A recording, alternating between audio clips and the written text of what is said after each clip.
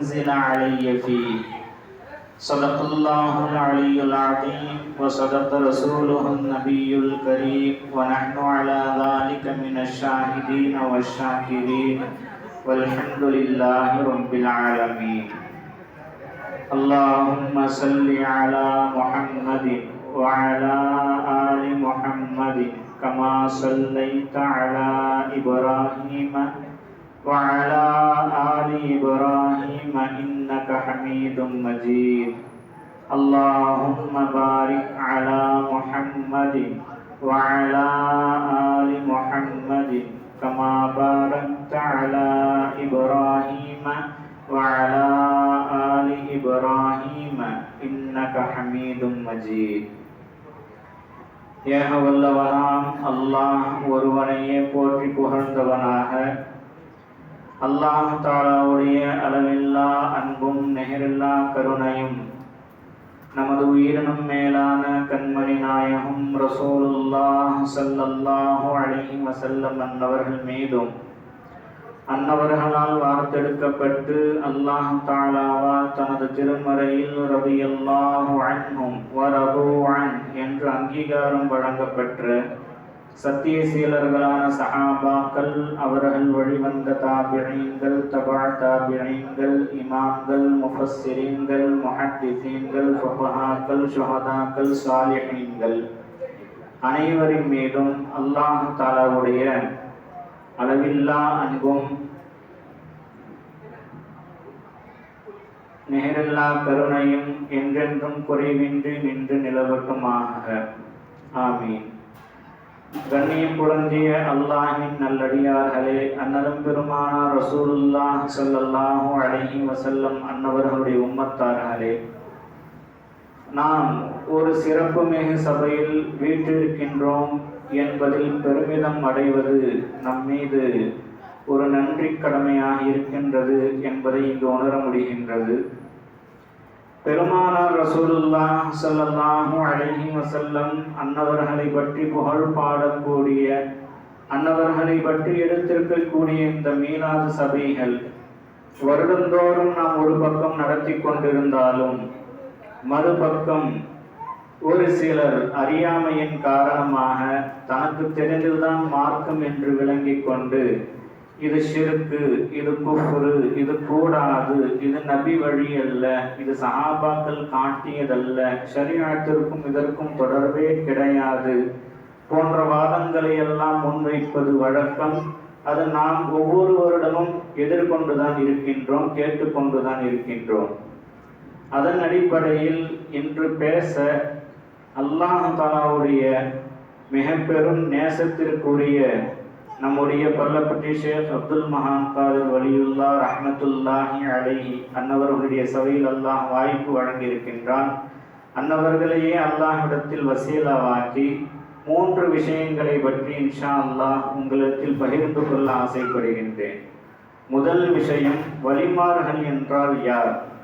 ஏதோ வழிமாறுகள் என்றால் தர்காக்களில் அடக்கி இருக்கக்கூடியவர்கள், வருடம் உருசு நடக்கும், போயிட்டு வருவோம், இவ்வளவுதான் நம்முடைய கண்ணோட்டமாக இருக்கின்றது.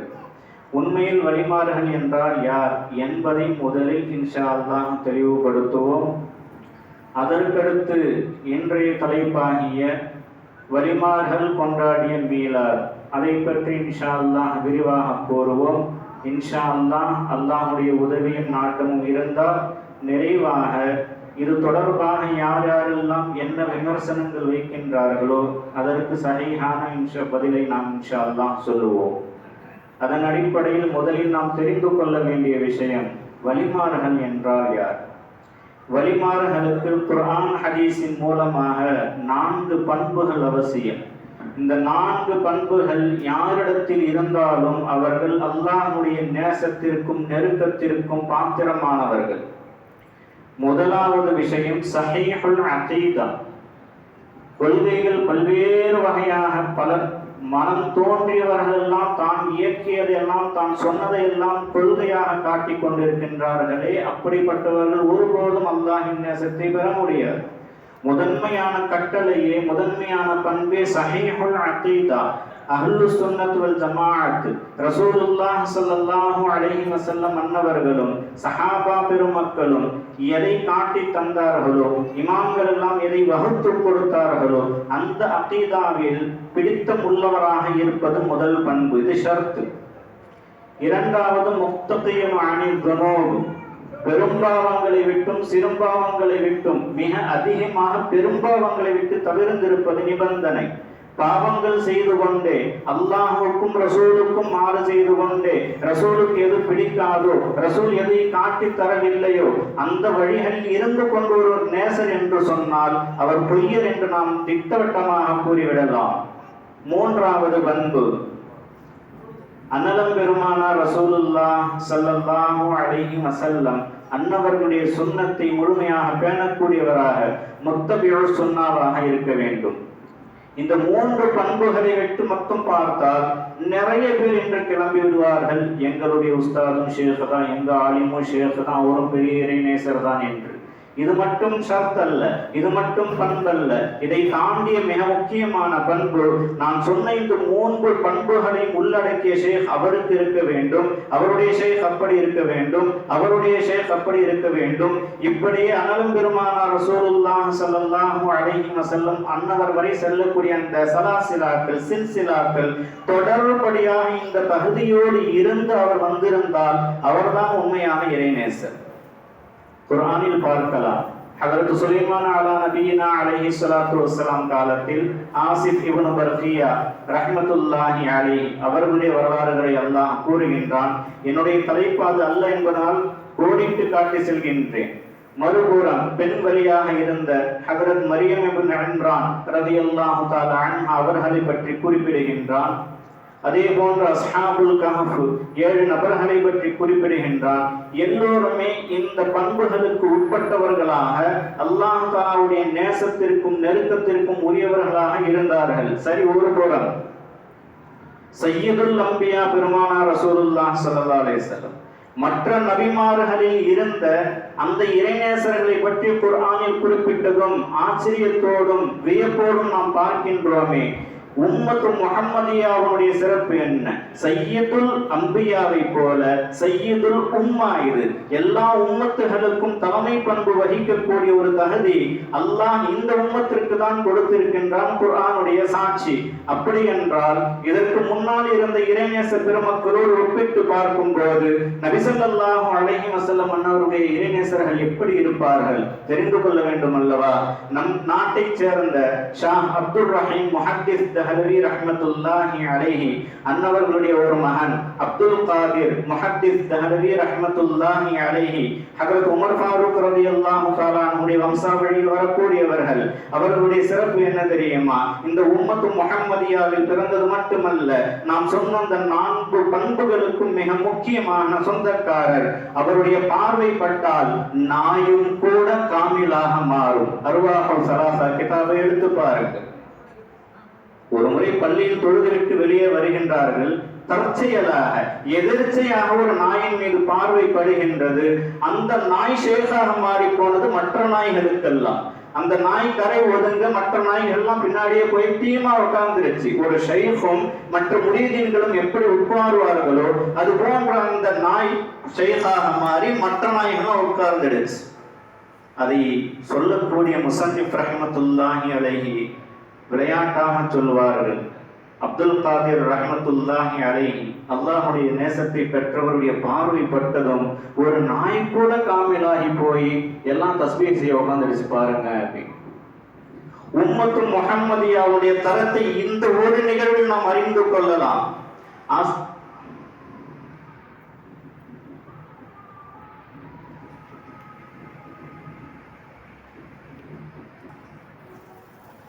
நம்முடைய இணைய பெருமக்களுடைய கண் பார்வைப்பட்டதனுடைய அசராத்து இது.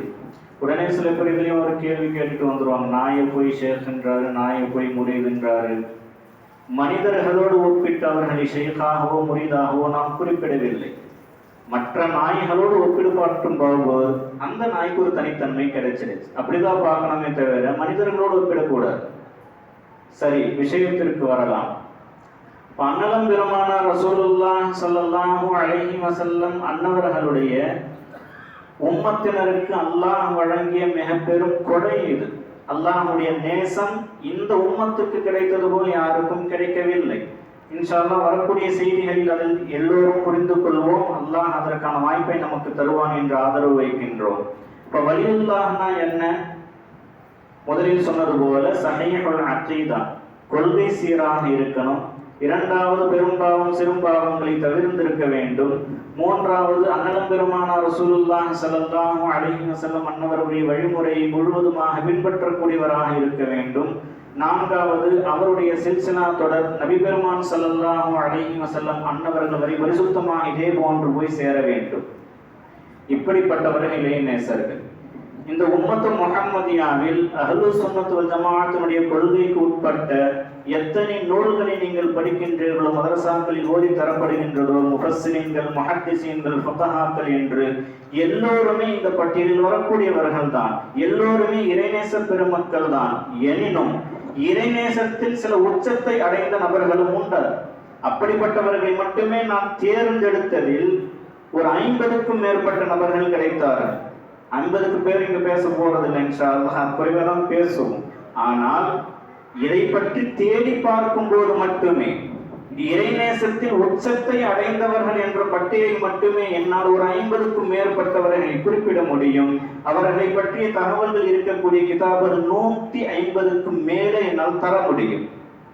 அப்படி என்றால் அன்னலம் பெருமானார் ரசூலுல்லாஹி ஸல்லல்லாஹு அலைஹி வஸல்லம் மறைவுக்கு பிறகிலிருந்து எடுத்து பாருங்கள், எத்தனை ஆயிரம், எத்தனை லட்சம், எத்தனை கோடி இறைநேச பெருமக்கள் இருந்திருப்பார்கள்.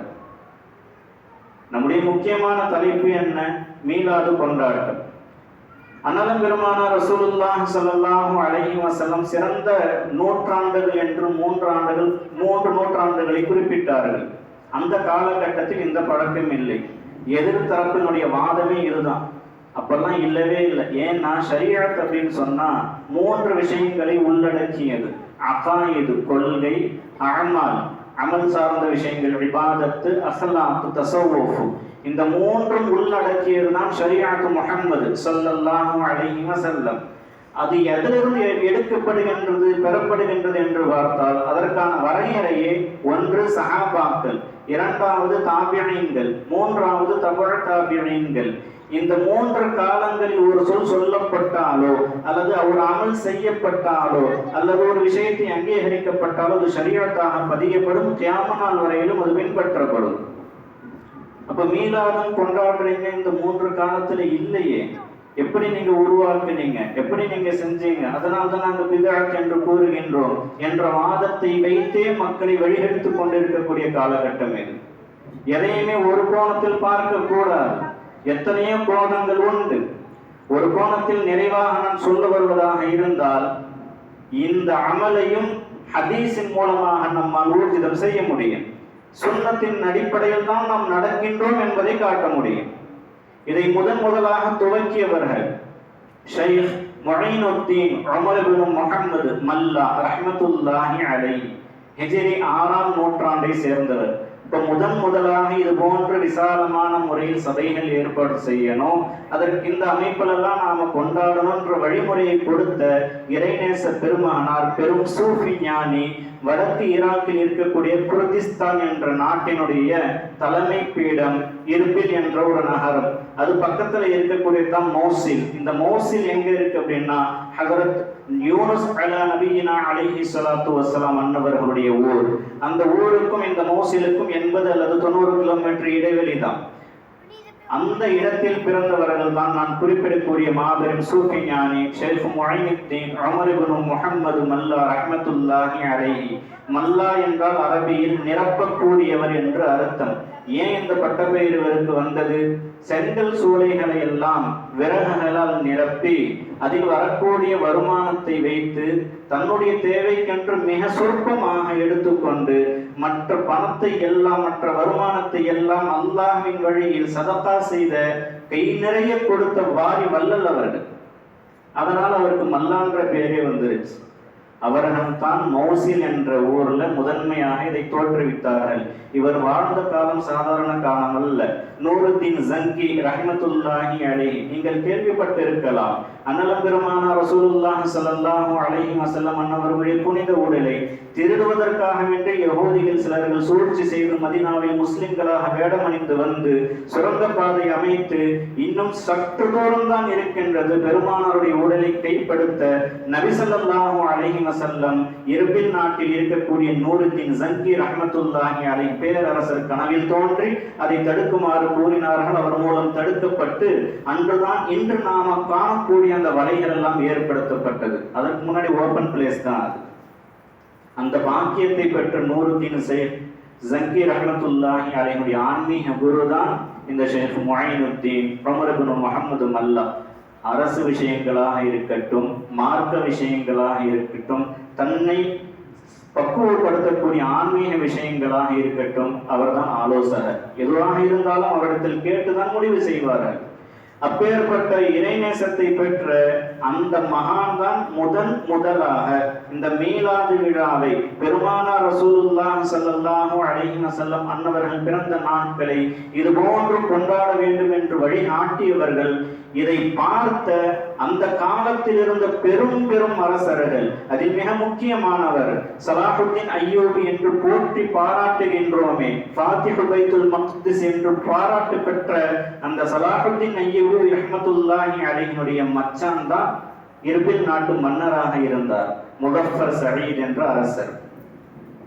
அல்லாமா இப்னு கஸீர் ரஹ்மத்துல்லாஹி அலைஹி தன்னுடைய பிரசித்தி பெற்ற அல் பிதாயா வன் நிஹாயா எல்லா ஆலிம்களும் யாரெல்லாம் மௌலூது கூடாதுன்னு சொல்றாங்களோ, மீலாது கூடாதுன்னு சொல்றாங்களோ, அவர்களும் ஏற்றுக்கொண்ட ஒரு நூல், அவர்களும் மேற்கோள் காட்டக்கூடிய ஒரு நூல், அவர்களுக்கு ஆதாரமாக இருக்கக்கூடிய ஒரு நூல். அதில் அவர்கள் பதிவு செய்கின்றார்கள், இந்த அரசர் மிகவும் சாலிஹானவர், தக்வா நிறைந்தவர், பேணுதல் மிக்கவர், புகழ்ந்து தள்ளுறார் அவரை பத்தி. இந்த அரசர் தான் மிக விமரிசையாக இந்த மீலாதை கொண்டாடியவர். வருடந்தோறும் 3 லட்சம் தீனாரை அதற்கு ஒதுக்கியவர். இன்றைய மதிப்பீட்டில் 1.5 லட்சம் பவுன், 3 லட்சம் தீனார் அப்படின்னா 1.5 லட்சம் பவுன் வெறும் மீலாதுக்காக ஒதுக்கியவர்கள். அவர்கள் சூஃபியாக்களுக்காக 2 லட்சம் தீனார் அப்படியே கொடுத்துருவார். பல யத்தீம்கானாக்களை உருவாக்கியவர், மருத்துவமனைகளை கட்டி தந்தவர், எல்லாத்திலையும் விசிட் எல்லாமே கரெக்டா நடக்குதான்னு பார்ப்பார். ஹாஜிகளுக்கான தேவைகளை எல்லாம் செய்யக்கூடியவர். அவர் தான் விமரிசையா செஞ்சார். அவருடைய விருந்து சபைக்கு போனாலே 5000 ஆட்டுத்தலைகள் இருக்கும், 10,000 கோழிகள் இருக்கும், 100 குதிரை வீரர்கள் வரவேற்பதற்காக வேண்டி பார்த்து கொண்டிருப்பார்கள், 30,000 இனிப்பு தட்டுகள் இருக்கும், 1 லட்சம் பால் கிண்ணங்கள் இருக்கும். இப்படி புகழ்ந்து தள்ளுகின்றார்கள் முஹத்திஸீன்கள். யாரோ அவாமோ கல்வி அறிவில்லாத நபரோ ஜாகிலோ மடையனோ அல்ல, இதை கூறுகின்றவர்கள் முஹத்திஸீன்கள், அப்பொழுது இருந்த சூஃபியாக்கள். இப்படி அடுத்து வரக்கூடிய எல்லா அரசர்களுக்கும் முன்னோடியாக திகழ்ந்தவர்கள் அல் மல்லா ரஹ்மத்துல்லாஹி அலைஹி. இந்த தகவலை நாம் மதரசாக்களில் பார்க்கலாம், அல்லது தமிழாக்கங்களில் நீங்களும் வாங்கி படித்திருக்கலாம். ரியாது சாலிஹின் என்ற ஒரு நூல் உண்டு.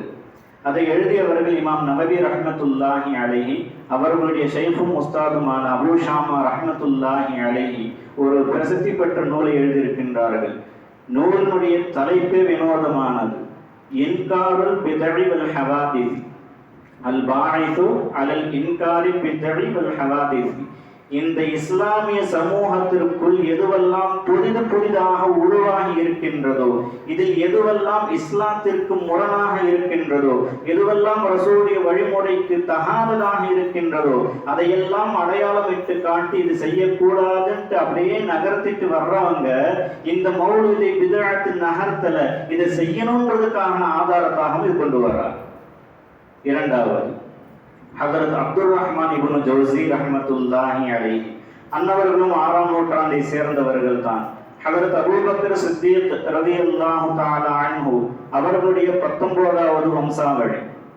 நான் சொல்லக்கூடிய இறைநேச பெருமக்கள் எல்லோருமே அன்னலம் பெருமானார் ரசூலுல்லாஹி ஸல்லல்லாஹு அலைஹி வஸல்லம் அன்னவர்களுடைய நெருக்கத்திற்கு உரித்தான சஹாபாக்களுடைய வழி தோன்றல்களால் தான் இருப்பார்கள்.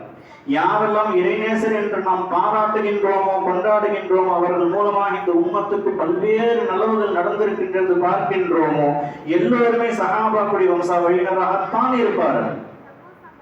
ஹஜ்ரத் அப்துர் ரஹ்மான் இப்னு ஜௌஸி ரஹ்மத்துல்லாஹி அலைஹி அபூபக்கர் சித்திக் ரலியல்லாஹு தஆலா அன்ஹு அவர்களுடைய 19வது வம்சாவழி. அவர்கள் பிறந்தது பகதாது நாட்டில். அடக்கம் பெற்றிருக்கிறது அஹ்மது இப்னு ஹம்பல் ரஹ்மத்துல்லாஹி அலைஹி அன்னவர்களுக்கு அருகில். பிறந்தும் ஒரு அளவுக்கு வயசு வந்துருச்சு, மதரசாவில் சேர்க்கலாம்னு சொல்லும் பொழுது இல்லை, நான் மதரசாவுக்கு போகலை. ஏன்? சஹீஹ் புகாரி உட்பட சிஹாஹ் சித்தான் 6 கிதாபுகளை சொல்லுவோம். அந்த கிதாபுகள், அதை தாண்டி மிக பிரபல்யமான சில ஹதீஸ் கிதாபுகள் உண்டு. ஏறத்தாழ 10 அல்லது 15 கிதாபுகள், லட்சோப லட்ச ஹதீசுகள் அதில் உண்டு. இது என்று நான் மனனம் செய்து முடிக்கின்றேனோ அப்பொழுதுதான் மதரசாவிற்குள் காலடி எடுத்து வைக்கக்கூடிய தகுதி எனக்கு வரும் அப்படின்ட்டு எல்லாத்தையும் முடிச்சுட்டு கொஞ்ச நாட்களே மதரசாவுக்கு போனவர். ரொம்ப நாள் எடுத்துக்கல, சில மாதங்கள். குரான்லயாவது வெறும் 6000 சில்லற ஆயத்துக்கள் மட்டும்தான். ஹதீஸ் நான் சொன்ன கிதாபுகள் லட்சோப லட்ச ஹதீசுகள் உண்டு. அத்தனையும் மனனம் செய்து மதரசாவிற்கு சென்றவர்கள். 20 வயதில் அல்லாஹ் தஆலா சொற்பொழிவு ஆற்றக்கூடிய ஆற்றலை அவர்களுக்கு கொடுத்தான். அவர்கள் ஒரு இடத்தில் பேசினால் குறைந்தபட்சம் 10,000 பேர் இருப்பார்கள், அதிகபட்சம் லட்சோப லட்ச மக்கள் இருந்ததாக சரித்திரங்கள் கூறுகின்றது. அவர்கள் ஹதீசுகளை எழுதும் பொழுது அந்த காலத்துல மையை தொட்டுதானே எழுதுவாங்க. அந்த மை காலி ஆகிற மாதிரி இருக்குன்னா அதை காலி பண்ண மாட்டான், எடுத்து வச்சுக்குவான். இப்படியே பல காலம் தொடருது. மரண தருவாயில வசியத்து செய்யறாங்க, என்னை குளிப்பாட்டும் போது குளிப்பாட்டுவதற்காக பயன்படுத்தக்கூடிய அந்த நீரில் நான் ஹதீஸை எழுதிய ரசூலுல்லாஹ் ஸல்லல்லாஹு அலைஹி வஸல்லம் அன்னவருடைய சொற்களை எழுதினேனே, நபி அவர்களுடைய திருப்பெயரை எழுதினேனே, அந்த மையை கொண்டு வந்த அந்த தண்ணீரில் கலந்து என்னை குளிப்பாட்டுங்கள். அந்த மையோடு சேர்ந்த தண்ணீர் என் உடலின் மீது பட்டால் அல்லாஹ் தஆலா நிச்சயமாக என்னுடைய பாவங்களை மன்னிப்பான், கபருடைய வேதனை விட்டு பாதுகாப்பான், ஏன் நாளை நரகத்தை விட்டே பாதுகாப்பான். முஹம்மதுடைய பெயர் பட்ட உடலாச்சே, எப்படிப்பட்ட ஆஷிக்கா இருந்திருப்பாருன்னு பாரு. ஏறத்தாழ 300 கிதாபுகள் எழுதியிருக்கிறார். அவர்கள் மௌலிது தொடர்பாக 2 கிதாபுகள் எழுதியிருக்கிறார். முதலாவது கிதாபு பயானுல் மௌலிதின் நபவி ஸல்லல்லாஹு அலைஹி வஸல்லம். இந்த கிதாபில் ஒரு தகவலை பதிவு செய்வார்கள். ரபியுல் அவ்வல் மாதம் பிறந்த உடனேயே மக்கத்துல் முக்கர்ரமா, மதீனத்துல் முஅத்தமா, ஷாம், யமன், ஏன் கிழக்கிலிருந்து மேற்கு வரை இருக்கக்கூடிய எல்லா அரபு நாடுகளிலும் பெருமானார் ரசூலுல்லாஹ் ஸல்லல்லாஹு அலைஹி வஸல்லம் அன்னவர்களுடைய மீலாதை கொண்டாடுவது வழமை என்பதாக சொல்லிவிட்டு, ரபியுல் அவ்வல் மாதம் முதல் பிறை செய்தி கேட்ட உடனே அந்த மக்களுக்கு ஏற்படுகின்ற மகிழ்ச்சி இருக்கு, அதற்கு அளவே இல்லை. நிறைய சந்தோஷப்படுவார். அதற்காக எவ்வளவு முடியுமோ அவ்வளவு சிரமத்தை எடுத்து நபி ஸல்லல்லாஹு அலைஹி வஸல்லம் அவர்களை கண்ணியப்படுத்தும் முகமாக எல்லா விதத்திலும் கொண்டாடுவார்கள். அல்லாஹ்வின் புறத்திலிருந்து மாபெரும் வெற்றியையும் பரக்கத்தையும் அடைந்தார்கள் என்ற தகவல் அந்த கிதாபில் உண்டு. மறுபுறம் இன்னொரு கிதாப் இருக்கு, மௌலிதுல் உரூஸ் அப்படின்னு கிதாபு. அந்த கிதாபில் இப்படி எழுதுவாங்க, யார் பெருமானார் ரசூலுல்லாஹ் ஸல்லல்லாஹு அலைஹி வஸல்லம் அன்னவர்களுடைய மௌலிது செய்தி கேட்டு சந்தோஷப்பட்டு நாமளும் இதுல பங்கெடுத்துக்கணும்னு நினைச்சு ஏதோ தன்னால முடிந்த அளவுக்கு அவர்கள் உதாரணம் காட்டுகின்றார்கள். ஒரே 1 திர்ஹம் செலவு செய்கின்றார். என்னால் இவ்வளவுதாங்க முடியும். நபியின் மீது கொண்ட காதலை வெளிப்படுத்தும் விதமாக என்னால முடிஞ்சது 1 ரூபாய் நான் கொடுக்கிறேன்னு அவர் கொடுக்கிறாரு. அல்லாமா ஜௌசி ரஹ்மத்துல்லாஹி அலைஹி குறிப்பிடுகின்றார்கள், அல்லாஹ் தஆலா அதை 10 மடங்காக ஆக்குகின்றான். பெருமானார் ரசூலுல்லாஹ் ஸல்லல்லாஹு அலைஹி வஸல்லம் அன்னவர்களை அந்த நபருக்காக சிபாரிசு செய்யக்கூடிய பாக்கியத்தை கொடுக்கின்றான். பெருமானார் ரசூலுல்லாஹ் ஸல்லல்லாஹு அலைஹி வஸல்லம் ஷாஃபிஈ சிபாரிசு செய்தால் அல்லாஹ் மறுப்பானா? அல்லாஹ் ஏற்றுக்கொள்வது இங்க நிதர்சனம் தானே. அந்த தகவலை சொல்லிட்டு அடுத்து நம்மை பார்த்து கூறுகின்றார்கள், உம்மத்து முஹம்மதினரே, உங்களுக்கு ரொம்ப பெரிய பாக்கியம், உங்களுக்கு நல்வாழ்த்துக்கள் என் சார்பாக. ஏன் தெரியுமா? அன்னலம் பெருமானார் ரசூலுல்லாஹ் ஸல்லல்லாஹு அலைஹி வஸல்லம் அன்னவர்களுடைய மௌலிதை, அன்னவர்களுடைய மீலாதை யார் கொண்டாடுகின்றார்களோ அவர்களுக்கு அல்லாஹ் தஆலா கொடுக்கக்கூடிய வெகுமதி நாளை மறுமையில் முத்துக்களாலான கிரீடத்தை தரையில் அணிந்து பச்சை பட்டாடையை உணிந்து அதுன்னு ஒரு சொர்க்கம் இருக்கு, ஜன்னத்து அதுன் அப்படின்னு, அதுல நுழைவித்து விடுவான் அல்லாஹ். மௌலிது ஓதுனதாலே சோனம் கிடைக்கும் என்பதெல்லாம் இதில் நமக்கு தெரிய வருகின்றது. இந்த மௌலிதுல் அரூஸ் என்ற கிதாபு ரொம்ப சிறப்பிற்குரிய கிதாபு. அதுல நிறைய விஷயங்கள் பதிவு செய்திருக்கிறார். அதை இந்த விஷயத்தை மிக உன்னிப்பாக குறிப்பாக அவர்கள் நமக்கு சொல்கின்றார்கள். உம்மத்து முஹம்மதியை பார்த்து நீங்கள் எல்லாம் கொண்டாட வேண்டும், மீலாதை கொண்டாடி அல்லாஹின் அருளை பெற வேண்டும் என்பதாக. சரி, மறுபுறம் ஹஜ்ரத் முஹம்மது இப்னு அரபி ரஹ்மத்துல்லாஹி அலைஹி ஹிஜ்ரி 8ஆம் நூற்றாண்டை சேர்ந்தவர்கள் அல்லது 7ஆம் நூற்றாண்டை சேர்ந்தவர்கள். இவங்க யார் தெரியுமா? ஹாத்தம் தாயின் கேள்விப்பட்டிருப்பீங்க. அனல பெருமானார் ரசூலுல்லாஹி ஸல்லல்லாஹு அலைஹி வஸல்லம் அன்னவர்களுக்கு முன் வாழ்ந்த நஸ்ரானியாக இருந்தவர். ஆனால் உண்மையான கொள்கையில் இருந்து அல்லாஹ்வுடைய நேசத்தை பெற்று வாழ்ந்து மறைந்தவர். நபியே பாராட்டி பேசிய வரலாறுகள்லாம் ஹதீஸ் கிதாபுகளில் பதிவு செய்யப்பட்டிருக்கு. அவருடைய மகனார் அதி இப்னு ஹாத்தம் ரலியல்லாஹு அன்ஹு சொல்லுவாங்க. அவர் சஹாபி. ஹாத்தம் தாய் அப்படின்னு சொன்னா நம்மளாம் தமிழ்ல சொல்லுவோம் இல்லையா, கொடுத்து கொடுத்து சிவந்த கை அப்படின்ட்டு, செத்தும் கொடுத்த சீடக்காதி அப்படின்னு நம்ம சொல்றோம் இல்லையா. இந்த வார்த்தைகள் எல்லாம் அவருடைய வாழ்க்கையில் நிதர்சனமாக நடந்து மௌத்தா போன பிறகும் கூட சதகா செஞ்சவர் வரலாறுகள் பேசுகின்றது. ஒரு நபர் வரலாறு ஏழ்மையின் காரணமாக அவர்கிட்ட போய் கேட்ட நமக்கு ஏதாச்சும் உதவி கிடைக்கலாம். அவர் வந்த நேரம் ஒரு மௌத்தா போயிருக்கான்னு இவருக்கு தெரியல. மௌத்தா போய் அடக்கம் செஞ்சு பல நாட்கள் ஆயிடுச்சு. ஆனா வந்ததுக்கு என்ன செய்யணும்னு தெரியல. அந்த கபரிடத்தில் சென்று அவர் என்ன செய்யறாருன்னா தன்னுடைய ஆனந்தத்தை எல்லாம் வெளிப்படுத்தி தன்னுடைய மனக்கவலைகள் எல்லாம் குமுறுதல்களாக வெளிப்படுத்துகின்றார். அங்கே படுத்துட்டார். உடனே ஹாத்தம் தன்னுடைய மகனார் சஹாபியுர் ரசூல் அதி இப்னு ஹாத்தம் ரலியல்லாஹு அன்ஹு அவருடைய கனவில் தோன்றி, இன்னார் ஒருத்தர் வந்திருக்கிறாரு, ஒரு ஒட்டகத்தை கொடுத்துரு, என்னென்ன பொருட்களை கொடுத்துரு, அவர் தேடி வந்து கொடுத்தார். செத்தும் கொடுத்த சீதக்காதின கரெக்டு தானே? அப்பேற்பட்ட பரம்பரையில் வந்தவர்கள் தான் முஹம்மது இப்னு அரபி ரஹ்மத்துல்லாஹி அலைஹி 7வது வம்சாவழி. ஹாத்தம் தாயிலிருந்து 7வது வம்சாவழியில வர்றாங்க முஹம்மது இப்னு அரபி. கூடுதல் தகவல்களை கேட்டுக் கொள்ளுங்கள். நாம சொல்ல வரது இறைநேச பெருமக்கள் எந்த அளவுக்கு இறைநேசத்தில் உச்சத்தில் இருந்தார்கள், அல்லாஹோடும் ரசூலோடும் நெருக்கத்தில் இருந்தார்கள். அவர்கள் ஒருவேளை தவறு செய்திருந்தால் அதை அல்லாஹ் கண்டித்திருக்க மாட்டானா அல்லது ரசூல் ஸல்லல்லாஹு அலைஹி வஸல்லம் தடுத்திருக்க மாட்டார்களா? இந்த முஹம்மது இப்னு அரபி தௌபா செய்தது யார் கையில் தெரியுமா? ஹஜ்ரத் ஈசா அலா நபியினா அலைஹி ஸலாத்து வஸ்ஸலாம் உம்மத்து முஹம்மதி அவர்களை பார்க்கக்கூடிய பாக்கியத்தை அல்லாஹ் கொடுக்கின்றான். அவர்கள் கரம் பற்றி தௌபா செய்திருக்கின்றார்கள். மறுபுறம் ஹஜ்ரத் ஹித்ர் அலைஹி ஸலாத்து வஸ்ஸலாம் அவர்களுக்கு தலைப்பாகை அணிவித்து ஹிலாஃபத்து கொடுக்கிறாங்க. கண்ணால கூட நம்ம பார்க்க முடியல. இதையெல்லாம் விட மிகப்பெரிய விஷயம், அன்னலம் பெருமானார் ரசூலுல்லாஹி ஸல்லல்லாஹு அலைஹி வஸல்லம் அன்னவர்களை நேரடியாக அவர்களை இஸ்லாஹ் செய்திருக்கிறார்கள். அவர்களை தர்பியத் செய்து பண்படுத்தி இருக்கின்றார்கள். அப்பேற்பட்ட ஒரு மிகப்பெரிய கௌஸ் அவர்கள். கௌஸும் சொன்னா நம்முடைய நினைவுக்கெல்லாம் வருவது முஹையீன் அப்துல் காதிர் ஜீலானி கத்தஸல்லாஹு சிர்ரஹுல் அஸீஸ். கௌஸ் என்பது ஒரு பதவி. ஒவ்வொரு காலகட்டத்திலும் அந்த பதவிக்குரியவர்களை அல்லாஹ் ஏற்படுத்துவான். அந்த பதவி வகித்தவர்களே உயர்ந்தவர்கள் முஹையீன் அப்துல் காதிர் ஜீலானி. அதனால்தான் அவர்களை கௌஸுல் ஆஸம் அப்படின்னு சொல்லுவோம். எத்தனையோ இமாம்கள் இருக்கின்றார்கள். அந்த இமாம்களுக்கெல்லாம் உயர்ந்தவர்கள் என்றால் அபூ ஹனீஃபா, அதனால் இமாமுல் ஆஸம் என்று குறிப்பிடுவோம். எத்தனையோ நபிமார்கள், ஆனால் நபிமார்களுக்கெல்லாம் உயர்ந்தவர்கள் சிறந்தவர்கள் பெருமானார் ரசூலுல்லாஹி ஸல்லல்லாஹு அலைஹி வஸல்லம் சய்யிதுல் அன்பியா என்று குறிப்பிடுவோம். அதுபோன்று கௌஸுடைய ஸ்தானத்தில் இருந்த சுல்தானுல் ஆரிஃபின் என்ற பட்ட பெயருக்கு சொந்தக்காரர். அவர் எழுதிய அல் ஃபுதுஹாத்துல் மக்கியா என்ற கிதாபை படித்தால் இவர் மனிதரே இல்லை என்று நாம் குறிப்பிட்டு விடுவோம். நேரடியாக மலக்கு தான் வந்து பேசுகின்றாரோ என்று எனக்கு தோன்றும். மௌலித் இப்னு அரபி அவங்க எழுதி இருக்கிறார். பெருமானார் ரசூலுல்லாஹி ஸல்லல்லாஹு அலைஹி வஸல்லம் மௌலித் தொடர்பாக ஒரு சின்ன கிதாபு.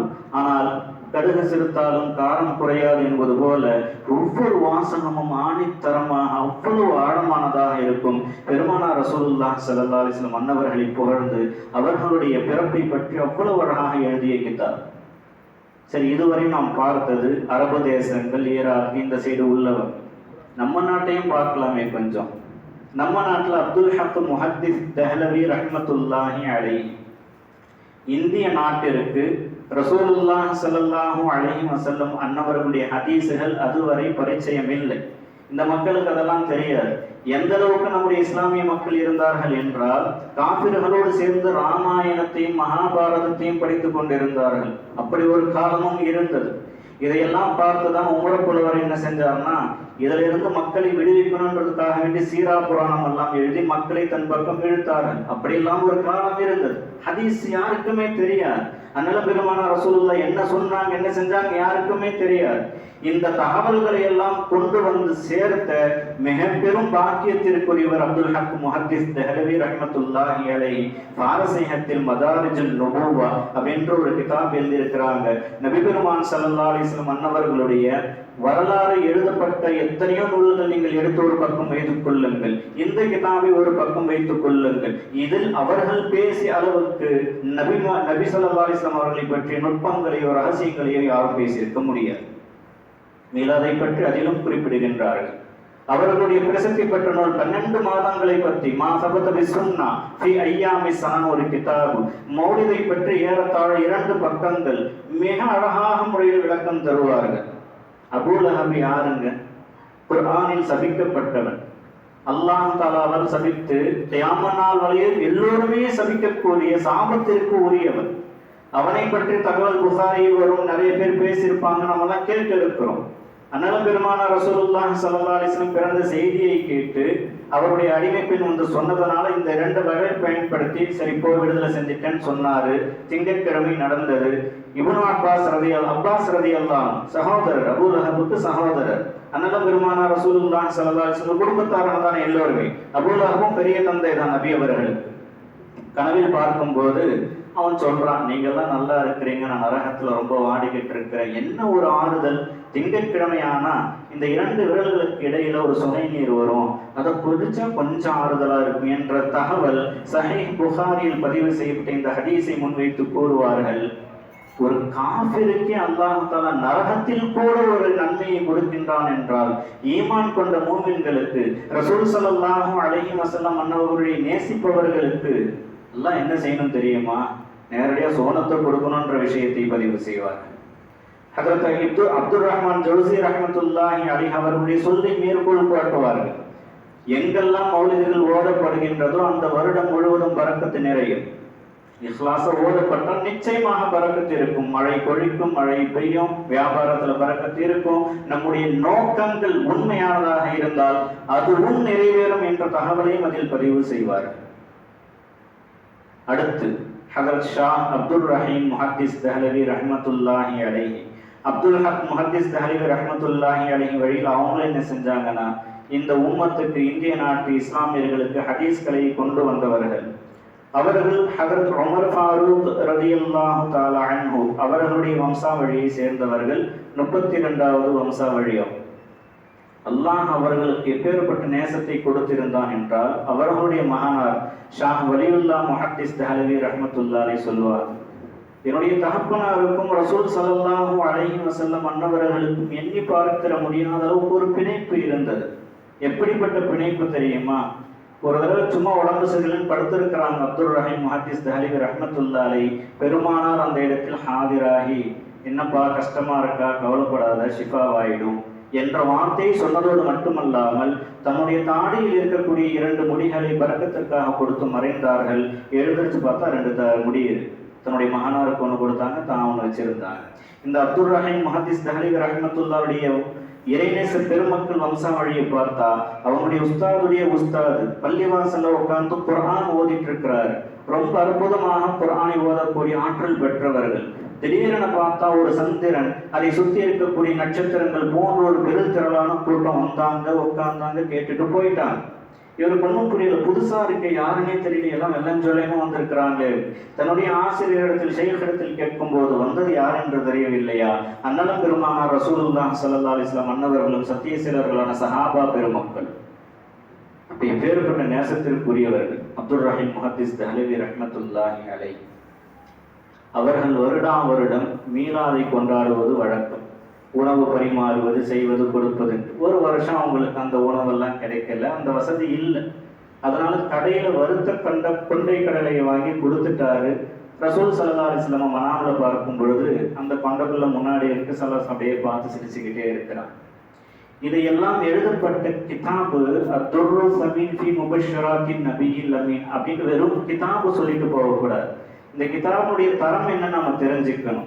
நிறைய ஆலிம்கள், நிறைய பொதுமக்கள் இந்த கிதாபெல்லாம் இன்னைக்கு இருக்கான்னு கூட தெரியாது. மறந்து போன கிதாபுகள் இதெல்லாம், மறக்கடிக்கப்பட்ட கிதாபுகள் இதெல்லாம். அந்த கிதாபினுடைய மிக முக்கியமான அம்சம் என்ன தெரியுமா? ஒரு 40 ரிவாயத் எழுதியிருக்கிறாங்க. அண்ணலம் பெருமானார் ரசூலுல்லாஹி ஸல்லல்லாஹு அலைஹி வஸல்லம் சொன்ன ஹதீஸ்களை பற்றி ஒரு 40 ஹதீஸ்கள் எழுதியிருக்கிறாங்க. பொதுவாக ஒரு விஷயத்தை நான் பேசுகின்றேன், விளங்கவில்லை என்றால் என்கிட்ட தான் கேட்பீங்க, நீங்க சொன்னது புரியல, என்னன்னு சொல்லுங்க. ஒரு கிதாபை படிக்கின்றீர்கள், அந்த கிதாபில் இருக்கக்கூடிய தகவல் விளங்கவில்லை என்றால் அந்த கிதாபை எழுதியவரிடத்தில் முறையிடுவீர்கள், இந்த வாசகம் எனக்கு புரியவில்லை கூறுங்கள் என்பதாக. ரசூலுடைய ஹதீஸ், அதை சொன்னது ரசூல் என்றால் அது விளங்கவில்லை என்றால் யாரிடத்தில் கேட்க வேண்டும்? ரசூலிடத்துல தானே. அப்துல் ரஹீம் முஹத்திஸ் தலைவர் அதான் செஞ்சாங்க. அப்படி நபியினிடத்தில் கேட்டு விளக்கம் பெற்ற 40 ஹதீஸ்கள் அதில் உண்டு. நேரடியாக நபியினிடத்தில் கேட்கின்றார்கள், யார் ரசூலுல்லாஹ் இப்படி சொன்னீங்க, இது எனக்கு விளங்கலை, என்னன்னு சொல்லுங்க. பிரபல்யமாக நாம் கேள்விப்படக்கூடிய ஹதீஸ், பெருமானார் ரசூலுல்லாஹி ஸல்லல்லாஹு அலைஹி வஸல்லம் குறிப்பிடுவார்கள், ஆதம் அலைஹிஸ்ஸலாத்து வஸலாம் இன்னும் படைக்கப்படல, இப்பதான் மண்ணை எல்லாம் குழைச்சி வச்சிருந்தான், அப்போதிலிருந்தே நான் நபியாக இருக்கின்றேன் என்பதாக ரசூல் ஸல்லல்லாஹு அலைஹி வஸல்லம் சொன்னதை நபியினிடத்திலே கேட்கிறாங்க. யாரும் சொல்ல எனக்கு விளங்கலையே, அப்பிருந்தே நபியா இருந்தீங்கன்னா இப்படி கடைசியாக தானே வந்தீங்க. ரசூல் ஸல்லல்லாஹு அலைஹி வஸல்லம் அந்த இடத்திற்கே அழைத்து சென்றார்கள். உலகம் டைம் டிராவல், எப்ப படைக்கப்படுறாங்களோ ஆதம் அலைஹிஸ்ஸலாம் அந்த நேரத்துக்கு அழைத்து செல்கின்றார்கள். அங்கு இருந்து பார்க்கின்றார்கள் அப்துல் ரஹீம் முஹத்திஸ் தஹ்லீல் ரஹ்மத்துல்லாஹி அலைஹி நபியாக எப்படி இருந்தார்கள், ஆதம் அலைஹிஸ்ஸலாம் மண்ணால் எப்படி படைக்கப்படுகின்றார்கள் என்பதை நேரடியாக பார்க்கின்றார்கள். அப்பேற்பட்ட இறைநேச பெருமக்கள் சொன்ன கிதாப் அது. அதிலேயே மௌலித் இப்படி எல்லாம் நான் கொண்டாடுனேன்னு சொல்றாங்க. இவர் தப்பு செஞ்சு ஸல்லல்லாஹு அலைஹி வஸல்லம் விட்டு வச்சிருப்பாங்களா? எந்த தைரியத்துல இன்னைக்கு நாம மௌலிது கூடாதுன்னு சொல்லிட்டு இருக்கிறோம். அவர்களுடைய மகனார் ஷாஹ் வலியுல்லாஹ் முஹத்திஸ் தஹ்லவி ரஹ்மத்துல்லாஹி ஹஜ்ரத் உமர் ஃபாரூக் ரலியல்லாஹு அன்ஹு அவர்களுடைய 33வது வம்சாவளி.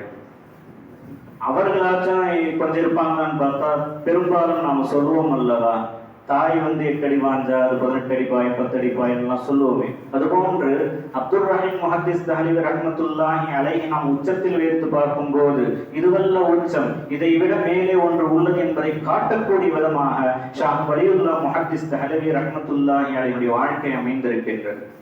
பசிக்கும், யார் சொல்ல பசிக்குது என்ன செய்யறதுன்னு தெரியலன்னு சொல்லுவாரு. வானத்திலிருந்து ரசூல் ஸல்லல்லாஹு அலைஹி வஸல்லம் உணவை கொண்டு வந்து கொடுக்கின்றார்கள். அல்லாஹ் எனக்கு சொன்னான் பண்ணி கேட்டல கொடுக்க சொன்னான் அப்படி. ஒரு முறை தாகம், பக்கத்துல இருந்து ஒரு திடீர்னு பாலை கொடுத்தாரு. ஸல்லல்லாஹு அலைஹி வஸல்லம் கனவில் தோன்றி சொல்றாங்க, பால் குடிச்சியாப்பா, நீ கேட்டல, அதனால அவருடைய மனசுல நான் தான் அவர் போட்டேன், நான் தான் அது கொடுத்தேன். எந்த அளவுக்கு நபியோடு நெருக்கம் இருந்திருக்கும். அப்பேற்பட்ட இறைநேச பெருமகனார் எழுதிய கிதாபுகளை எடுத்து பாருங்கள். ஃபுயூதுல் ஹரமைன் ஒரு கிதாப் இருக்கு, ஃபதாவா அஸீஸி, தஃப்சீர் அஸீஸ். அந்த குடும்பத்தினுடைய வளமையில் நிறைய கிதாபுகள் இருக்கின்றது. ஹரம் ஷரீஃப்ல அவர்கள் கண்ட காட்சியெல்லாம் அவர்கள் அதில் பதிவிடுகின்றார்கள். நபியினுடைய பிறந்த நாளின் போது மக்கள் எல்லாம் சென்று சலவாத்தோடி தன்னுடைய மகிழ்ச்சியை வெளிப்படுத்தி கொண்டிருக்கும் போது ஒரு பேரொளி சூழ்ந்தது. என்ன ஒளியாக இருக்கும் நான் தவஜ்ஜுஹ் செய்து பார்த்த பொழுது, நான் இந்த கண்ணால தான் பார்த்தேன், இல்லை அகக்கண்ணால பார்த்தேன் கூட என்னால் சொல்ல முடியல.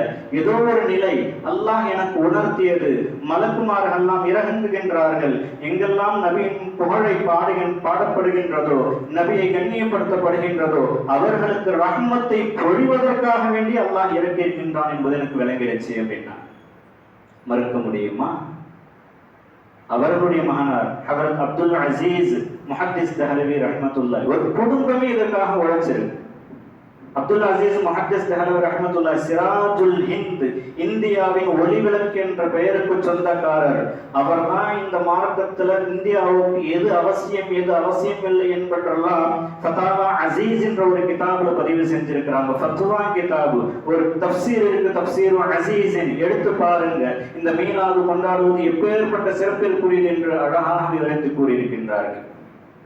மற்றொரு கிதாப் இருக்கு, அதில் அப்துல் அசீஸ் ரஹ்மத்துல்லாஹி அலைஹி சொல்றாங்க, எங்களுடைய குடும்ப வழக்கம் வருடந்தோறும் 2 விழாக்களை தவறாமல் நாங்கள் நடத்துவோம். ஒன்று மீலாதுர் ரசூல், இன்னொன்று ஷஹீது கர்பலா ஹுசைன் ரலியல்லாஹு அன்ஹு. இந்த 2 நிகழ்வுகளை நடத்துவது எங்களுடைய குடும்ப வழமை என்பதாக அவர்கள் ஆதாரம் நமக்கு காண்பிக்கின்றார்கள். சரி, ஹஜ்ரத் முஜத்தித் அல்ஃபசானி ரஹ்மத்துல்லாஹி அலைஹி, இவர்கள் எப்பேற்பட்ட சீதேவி தெரியுமா? ஹஜ்ரத் இப்ராஹிம் இப்னு அதஹம் ரஹ்மத்துல்லாஹி அலைஹி தசவுஃப் என்றாலே, ஆன்மீகம் என்றாலே, இறைநேச பெருமக்கள் என்றாலே இந்த பேர் கேட்காம இருக்க முடியாது. அப்பேற்பட்ட பதவிக்கு உயர்ந்த ஒரு தகுதி உடையவர், அல்லாஹ்வுடைய நெருக்கத்தை பெற்றவர். அவருடைய 25வது வம்சாவழி. இன்னும் கொஞ்சம் மேல போனா உமர் ஃபாரூக் ரலியல்லாஹு தஆலா அன்ஹு அவர்களுடைய 30வது வம்சாவழி அல்லது 29வது வம்சாவழி. இந்த முஜத்தித் அல்-ஃபதானி மட்டும் இல்லை என்றால் இன்று நாம் பள்ளியில் இவ்வாறு உட்கார்ந்து இருப்பது சாத்தியமே கிடையாது. ஏன் தெரியுமா? இவர்கள் வாழ்ந்த காலம் பேரரசர் அக்பர் வாழ்ந்த காலம். பேரரசர்னு பேர் வந்துருச்சு, அதனால நான் சொன்னேன். அந்த அரச பதவிக்கு தகுதியான மன்னரெல்லாம் அவர் கிடையாது.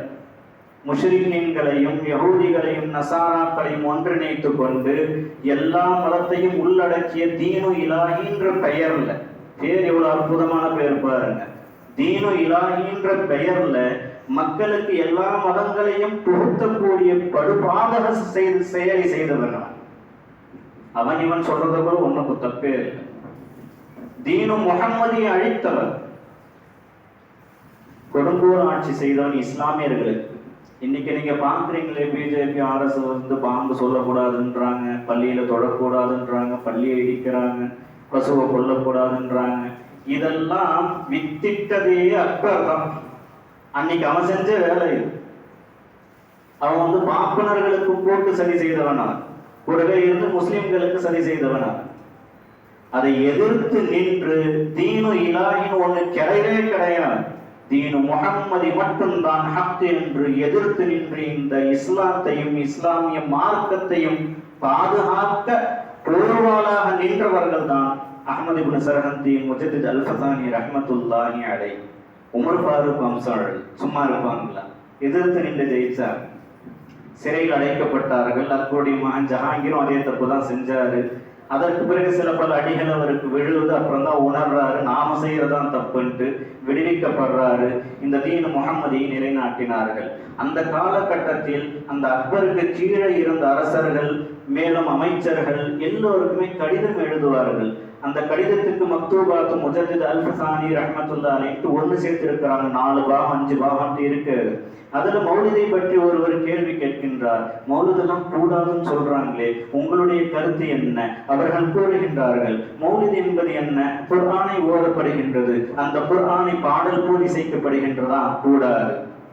அப்படின்னா இசைக்கப்படுதா? அப்படி இல்லைன்னா தாராளமா கூடலாம், இதில் எந்த பிரச்சனையும் இல்லையே என்ற வாசகத்தை அவர்கள் குறிப்பிடுகின்றார்கள். முஜத்தித் என்ற வார்த்தையை நான் குறிப்பிட்டேன். முஜத்தித் நான் யார் தெரியுமா? ஹதீஸின் ஒளியில் நான் சொல்வதாக இருந்தால் 1000 வருடங்களுக்கு ஒரு முறை அல்லாஹ் தஆலா தன்னுடைய நேசத்தை அடைந்த ஒரு நபரை இந்த பூமிக்கு அனுப்புவார். அவர் வந்து இந்த மார்க்கத்தில் எதுவெல்லாம் பிதஅத்தாக புகுத்தப்பட்டிருக்கின்றதோ, மார்க்கமாக திணிக்கப்பட்டிருக்கின்றதோ அதையெல்லாம் கலைந்து உண்மையான ஷரீஅத்து முஹம்மதியை, உண்மையான தீனு முஹம்மதியை இந்த மக்களுக்கு எடுத்துக் கொடுப்பவர் தான் முஜத்தித். அப்பேற்பட்ட முஜத்தித் வந்து இது பிதஅத் இல்லை செய்யலாம் என்று சொன்ன பிறகும் கூட இல்ல பிதஅத் தான் சொல்றனா, நீ முஜத்தித் தான், அவர் முஜத்தித் தான். அதே காலகட்டத்தில் இருந்து மற்றொரு முஜத்திதை நான் குறிப்பிட ஆசைப்படுகின்றேன். இஸ்மாயில் ஹக்கி ரஹ்மத்துல்லாஹி அலைஹி மதரசாக்களில் ஓதி தரப்படுகின்ற உலமாக்கள் ஓதுகின்ற ஒரு கிதாப் ரூஹுல் பயான் ஒன்று உண்டு, தஃப்சீர். அது அந்த தஃப்சீரை எழுதியவர்கள் முஜத்தித் இஸ்மாயில் ஹக்கி ரஹ்மத்துல்லாஹி அலைஹி ஈராக் பகுதியை சேர்ந்தவர்கள், துருக்கி பகுதியை சேர்ந்தவர்கள். 15 வருஷம் அந்த தஃப்சீரை எழுதினார். இவர்களுடைய தஃப்சீருடைய தனித்துவமே என்னன்னா, தஃப்சீரு இஷாரின்னு சொல்லுவாங்க. குர்ஆனுக்கான விளக்கத்தை குர்ஆன் ஆயத்தின் மூலமாகவும் ஹதீஸ் ரசூலின் மூலமாகவும் தெரிவித்துவிட்டு அல்லாஹ் அவர்களுடைய உள்ளத்தில் எதை இல்ஹாமாக பதிய செய்தானோ அதையும் குறிப்பிடுவார்கள். இந்த ஆயத்தில் அல்லாஹ் இதையும் சொல்ல வருகின்றான், ரகசியங்களை வெளிப்படுத்துவார்கள். அதற்கு முஃபஸ்ஸிரீன்கள் தஃப்சீரு இஷாரி என்று குறிப்பிடுவார்கள். சூரத்து ஃபத்ஹ் எடுத்து பாருங்கள். முஹம்மதுர் ரசூலுல்லாஹ் என்ற ஆயத்தை முடித்தவுடன் கிட்டத்தட்ட 2 பக்கங்கள் மௌலிதை பற்றி மிக விரிவாக இது கூடும் என்பதற்கான சான்றுகளை அடுக்கடுக்காக அடுக்கி ரசூலை கண்ணியப்படுத்துவதில் ஒன்றுதான் இந்த மீலாதும். இதாலம் யன்குன் ஃபீஹி முன்கரன், அதில் இஸ்லாத்திற்கு முரணான எந்த விஷயம் இல்லை என்றால் போதும் இது செய்தாக வேண்டும். இமாம் ஜலாலுத்தீன் சுயூத்தி ரஹ்மத்துல்லாஹி அலைஹி முஸ்தஹப் என்ற தரத்தை பதிவிடுகின்றார்கள். நான் காட்டிய கிதாபுகள்ல ஃபத்வா கிதாபும் உண்டு, ஹதீஸ் கிதாபுகளும் உண்டு, தஃப்சீரும் உண்டு. சரி, இந்திய உலமாக்கள்னு நம்ம பார்க்கிறோம். தமிழக உலமாக்களோடு தொடர்புடைய இந்த உலமாக்களும் இருக்கிறார், அதையும் சொல்ல கடமைப்பட்டிருக்கின்றோம். ஹாஜி இம்தாதுல்லா முஹாஜிர் மக்கி ரஹ்மத்துல்லாஹி அலைஹி ஹஜ்ரத் உமர் ஃபாரூக் சித்திக் ரலியல்லாஹு வம்சாவழியை சேர்ந்தவர்கள். அவர்கள் இந்திய போரின் போது இந்திய நாட்டில் இருக்க முடியாத சூழல் ஏற்பட்டு ஹிஜ்ரத் செய்து மக்காவில் போய் தங்கியவர்கள். அதனால முஹாஜிர் மக்கி என்ற பெயர் கொண்டு ஜன்னத்துல் முஅல்லாவில் அடக்கம் பெற்றிருப்பவர்கள். அவர்களிடத்தில் ஒருவர் கேள்வி கேட்கிறாரு, இந்த மௌலிது பற்றி உங்களுடைய கருத்து என்ன? அவங்க சொல்றாங்க, ஹரமை மக்கா மதீனா இதுல எல்லாருமே கொண்டாடிட்டு இருக்கிறாங்க. இது ஒன்றே நமக்கு ஆதாரம், வேற எதுக்கு ஆதாரம் அல்ல. சில பேர் கூடாதுன்னு சொன்னாலும் கூட, பல பேர் இதை கூடும் என்று சொன்ன பிறகும் கூட இல்ல அது கூடாதுன்னு பிடிவாதம் பிடிக்கிறது மடமைத்தனம் என்ற விஷயத்தையும் பதிவு செய்து சொல்வார்கள். நாம் எழுந்து நிற்போம் சலாம் பைத்தெல்லாம் படிக்கும் போது.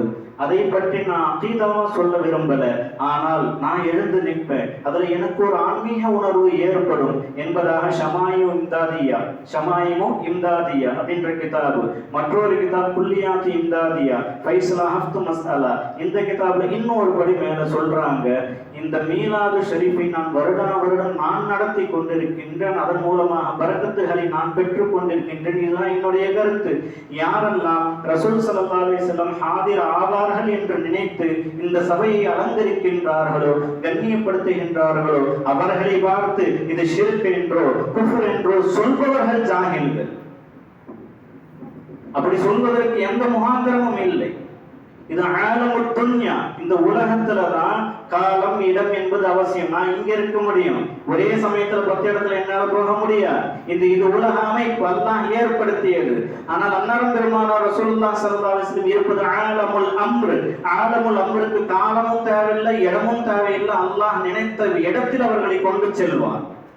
இது ரொம்ப சாதாரணமான விஷயம். அவர்கள் சொல்லக்கூடிய வார்த்தை நான் சொல்கின்றேன், இது ரொம்ப சாதாரணமான விஷயம். பெருமானார் ரசூலுல்லாஹி அலைஹி வஸல்லம் அந்தஸ்தோடு ஒப்பிட்டு பார்க்கும்போது இதுவெல்லாம் ஒரு விஷயமே கிடையாது. பல இடங்கள் இது நடந்திருக்கு என்பதாகவும் பதிவு செய்வார்கள். அந்த ஹாஜி இம்தாதுல்லா முஹாஜிர் மக்கி ரஹ்மத்துல்லாஹி அலைஹி அவர்களுக்கும் தமிழகத்திற்கும் நெருங்கிய தொடர்பு உண்டு. தென்னகத்தினுடைய பேரொலி பாக்கியாத்து சாலிஹாத்தினுடைய நிறுவனர், நமக்கெல்லாம் பரிச்சயமான அப்துல் வஹாப் காதிரி நவ்வரல்லாஹு மர்கதஹு. அந்த பாக்கியாத்து சாலிஹாத் உருவாக்கப்படவில்லை என்றால் இந்தியாவுடைய மார்க்க கல்வி நிலை என்ன இருக்கும் கூட நமக்கு தெரியாது. அப்பேற்பட்ட ஒரு ஸ்தாபனத்தை நிறுவியவர்கள். வேலூர்ல குத்துபே வேலூரின் ஒருத்தவங்க அடங்கி இருக்கிறாங்க, அப்துல் லத்தீஃப் காதிரி ரஹ்மத்துல்லாஹி அலைஹி. அவர்களிடத்தில் பையத் பெற்று கிலாஃபத்தெல்லாம் பெற்று காதிரியா தரீகாவுடைய கலீஃபாவாக இருக்கிறாங்க. மதரசா ஆரம்பிச்ச ஆரம்ப காலகட்டம்.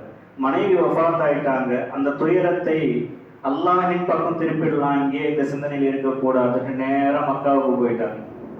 அங்க போனாங்க ஜைனி தஹலான் ரஹ்மத்துல்லாஹி அலைஹி, ஷாஃபி மதுஹபை சேர்ந்த, அந்த காலத்தில் இருந்த பெரும் முஃப்தியாகவும் எல்லோராலும் மதிக்கப்பட்ட, கண்ணியப்படுத்தப்பட்ட, ஏற்றுக்கொள்ளப்பட்ட ஒரு மிகப்பெரிய இமாமாக இருந்தவர்கள். அவர்களிடத்தில் ஹதீஸ் கலையை பயில்கின்றார்கள். மறுபுறம் ஹாஜி இம்தாதுல்லா முஹாஜிர் மக்கி ரஹ்மத்துல்லாஹி அலைஹி அவரிடத்தில் மீண்டும் பையத்து பெறுகின்றார்கள். அவர்களுடைய ஆசீர்வாதம், அவர்களுடைய துவா, அதுலதான் மீண்டும் பாக்கியத்தை உற்பத்தி ஆகுது. இந்த அளவுக்கு இன்னைக்கு விஸ்தீர்ணம் அடைஞ்சிருக்கு. நான் சொன்னேன், ஜைனி தஹலான் ரஹ்மத்துல்லாஹி அலைஹி அலா ஹஸ்னுடைய உஸ்தாது, அவர்கள் மீலாத பத்தி சொல்லுவாங்க. அபூ லஹப் சம்பவத்தை சொன்னனே, அதை சொல்லிட்டு சொல்லுவாங்க, அந்த காஃபிருக்கே அல்லாஹ் கொடுக்கும்போது நமக்கு கொடுக்க மாட்டானா என்ற தகவலை பதிவு செய்த கிதாபுகளும் உண்டு. அதே ஜைனி தஹலான் ரஹ்மத்துல்லாஹி அலைஹி அவர்களிடத்தில் தான் வடநாட்டைச் சேர்ந்த அப்துல் ஹை லக்னவி ரஹ்மத்துல்லாஹி அலைஹி, பெரும்பாலும் இன்னைக்கு ஒரு வாதம் உண்டு, நம்ம ஊர்களிலும் சரி பல ஊர்களிலும் சரி, தேவபந்து மஸ்லக்கு வேறு, பாக்கியாத்துடைய மஸ்லக்கு வேறு. அடப்பாவீங்களா, ரெண்டுத்தினுடைய வேறும் ஒண்ணுதான்.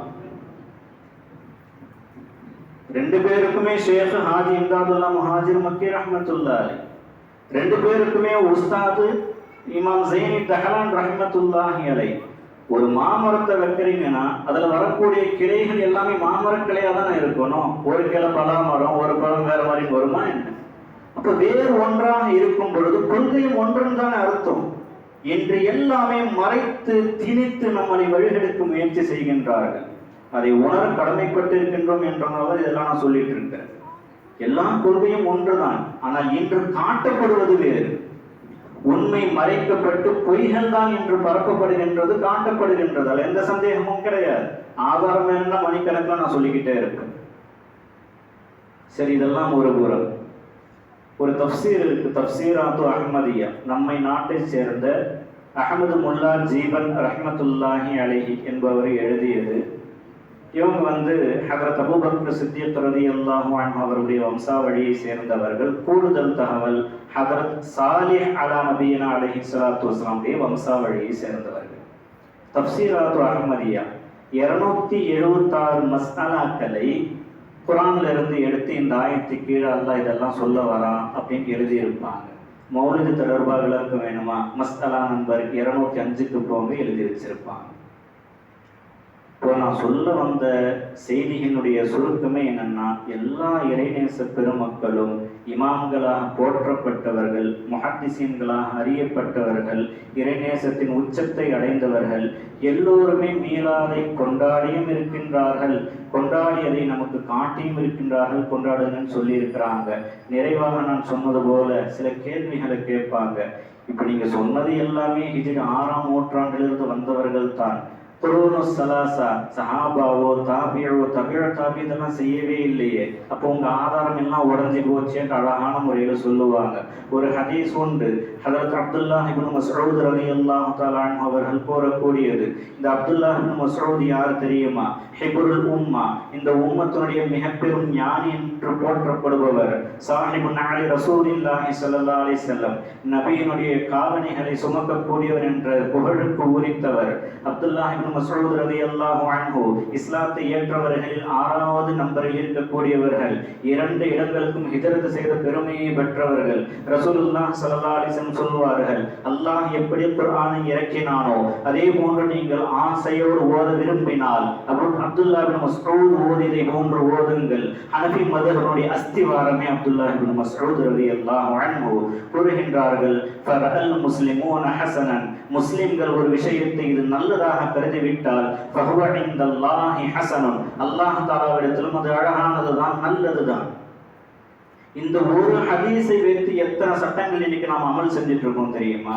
நம்மை மறுக்கக்கூடியவர்களும் அமல் செஞ்சுட்டு தான் இருக்கிறார். சஹாபாக்கள் காலத்திலோ தாபியன்கள் தபோ தாபியன்கள் காலத்திலோ தனக்காக தானே கபர் குழியை தோண்டும் வழக்கமே கிடையாது, பின்னாடி வந்துருச்சு. அல்லாமா பத்ருத்தீன் ஐனி ரஹ்மத்துல்லாஹி அலைஹி குறிப்பிடுகின்றார்கள், ஒருத்தர் அதுபோல கபர் தோண்டிட்டார், பெரும் சர்ச்சை வெடிக்கின்றது. சஹாபாக்கள் செய்யாத ஒன்றை நீ எப்படி செய்யலாம் அப்படின்ட்டு அவர்கள் ஆய்வு அறிந்து செய்து பார்த்து சொன்ன செய்தி என்ன தெரியுமா? ரசூலுல்லாஹ் ஸல்லல்லாஹு அலைஹி வஸல்லம் சஹாபி அப்துல்லாஹ் இப்னு மஸ்ஊத் ரலியல்லாஹு இப்படி ஒரு ஹதீஸை சொல்லி இருக்கிறாங்க. இவர் எதற்காக கபரை தோண்டுகின்றார்? மறுமையுடைய சிந்தனை வரணும், தன்னுடைய அமல்களை சீராக்கிக்கணும். எவ்வளவு நல்ல நோக்கங்கள் இருக்கு, ஹதீஸும் ஆதாரமா இருக்கு, தப்பில்ல கூடும் ஃபத்வா எழுதுறாங்க. இப்படி எழுதப்பட்ட ஃபத்வாக்கள் இந்த ஒரு ஹதீஸை அடிப்படையாக வைத்து எத்தனை இருக்கின்றது தெரியுமா? ஈதுகாக்கள்ல மெம்பர் இருக்குல்ல, இது தாபியன்கள் தபோ தாபியன்கள் வரைக்கும் இந்த பழக்கமே கிடையாது, பின்னாட்கள்ல வந்த பழக்கம். எப்படிங்க நீங்க அது அனுமதிச்சீங்கன்னு கேட்டா அப்துல்லாஹ் இப்னு மஸ்ஊத் ரலியல்லாஹு ஹதீஸை ஆதாரமாக காட்டுவார்கள். இன்னைக்கு நம்ம ஒது செய்யறோம், ஒது செய்வதற்கு பிறகு அப்படியே கழுவுறதுக்கோ அல்லது துடைக்கிறதுக்கோ துண்டெல்லாம் வச்சிருக்கிறோமே, இதெல்லாம் சஹாபாக்களுடைய சுன்னத்தோ நபியினுடைய சுன்னத்தோ அல்ல, பின்னாடி வந்தது. அப்ப பித்அத் தானே சில பேர் சொல்ல, இல்ல அப்துல்லாஹ் இப்னு மஸ்ஊத் ரலியல்லாஹு சொன்ன ஹதீஸின் அடிப்படையில் இதுவும் கூடும் எழுதுகின்றார்கள். இப்படி நிறைய இருக்கு, வழிமுறை நிறைய இருக்கு, நிறைய மசாலாக்கள் இருக்குது போல. என்ற அந்த மசாலாக்கின் அடிப்படையில் தான் நாம வாழ்ந்துட்டு இருக்கிறோம். அதனால்தான் புத்தகங்கள் சொன்னாங்க, இந்த ஹதீஸ் இப்ப மட்டும்தான் செல்லுமா அல்லது எதுவரைக்கும் செல்லும்? கியாமத் நாள் வரையிலும் வரக்கூடிய உம்மத்து முஸ்லிமாவில் இருக்கக்கூடிய அஹ்லு சுன்னத் வல் ஜமாஅத்தின் அகீதாவின் அடிப்படையில் இருக்கக்கூடிய உண்மையான உலமாக்கள் எதை முடிவு செய்கின்றார்களோ இந்த ஹதீஸுக்கு அது பொருந்தும், கியாமத் நாள் வரையில் செல்லும். சொன்னது இமாமுல் ஆலம் அபூ ஹனீஃபா ரஹ்மத்துல்லாஹி அலைஹி அவர்களை பிரசித்தி பெற்ற மாணவர் இமாம் முஹம்மது ஷைபானி ரஹ்மத்துல்லாஹி அலைஹி. இப்ப நான் சொன்னவங்க எல்லாம் என்ன சும்மா விளையாடிட்டு இருந்தவங்க சொன்ன ஆட்களா? எல்லோருமே உலமாக்கள் தானே. எல்லோருமே இறைநேச பெருமக்கள் தானே, அஹ்லுஸ் சுன்னத் வல் ஜமாத்தை சார்ந்தவர்கள் தானே. அவர்கள் சொல்லும்போது யாருமே மறுப்பு தெரிவிக்கவில்லை, எல்லோரும் ஏற்றுக்கொண்டார்கள் என்றால் நேரடியாக சொல்கின்றேன், அந்த ஹதீஸின் படிதான் நாம் அமல் செய்து கொண்டிருக்கின்றோம். எந்த முஸ்லிம்கள் எதை நல்லதாக கருதுகின்றார்களோ அல்லாஹ்விடத்திலும் அது நல்லது என்று அப்துல்லாஹ் இப்னு மஸ்ஊத் ரலியல்லாஹு அன்ஹு சொன்னதின் அடிப்படையில் நாம் செய்வது எல்லாமே அல்லாஹ்விடத்தில் ஹஸன், அங்கீகாரம் பெற்றது. நிறைவாக, சரிங்க கொண்டாடுங்க, எதுக்கு சாப்பாடு போடுறீங்க, எதுக்கு தபர்ருக் கொடுக்குறீங்க, எதுக்கு கவிதை எல்லாம் படிக்கிறீங்க?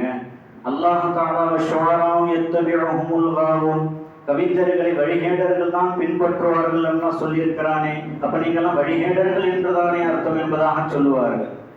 குர்ஆன்ல கவிதைகளை நிராகரித்த விதத்தில் நிறைய ஆயத்துக்கள் இருக்கு, இல்லைன்னு இல்லை.